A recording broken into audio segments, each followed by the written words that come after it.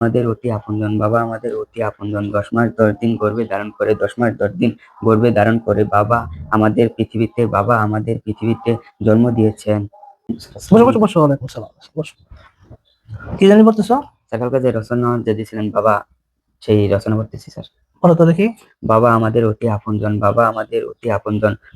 ১০ মাস ১০ দিন গর্ভে ধারণ করে, ১০ মাস ১০ দিন গর্ভে ধারণ করে বাবা আমাদের পৃথিবীতে জন্ম দিয়েছেন। এই থামো থামো থামো। আচ্ছা, তুমি এই পড়া কোথায় পেলে?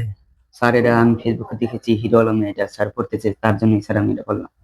তো হিরো আলম সাহেব বলছিল, এই জন্য তুমি এটা বাবার রচনা করতেছো? জি জি জি স্যার। শোনো, ফেসবুকে সবসময় সত্য কথা মানুষ দেয় না। জি স্যার। কেউ ভুল করে যদি কোনো কথা বলে ফেলে, সেটা ছড়িয়ে দেওয়া উচিত না। আমরা আগে সেটা বিবেচনা করব যে কথাটা ভালো না মন্দ, সেটা কি আমাদের সামাজিক বা উপকারে আসে নাকি ক্ষতির সম্মুখীন হয়, এগুলো দেখে এরপরে আমরা কি করব, ওখান থেকে শিক্ষা গ্রহণ করবো। আর এখনকার তো ছাত্ররা ওই পাঠ্যপুস্তক বই ফেলে দিয়ে এখন এই ফেসবুক নিয়ে আছে সব সময়।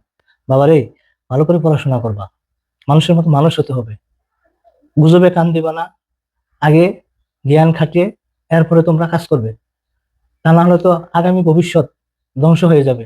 শিক্ষায় জাতির যেখানে মেরুদণ্ড, সেখানে মেরুদণ্ডের যদি এই অবস্থা হয়, তাহলে এই জাতি সোজা হয়ে কোনোদিন দাঁড়াতে পারবে না। বুঝতে পারছো? জি স্যার।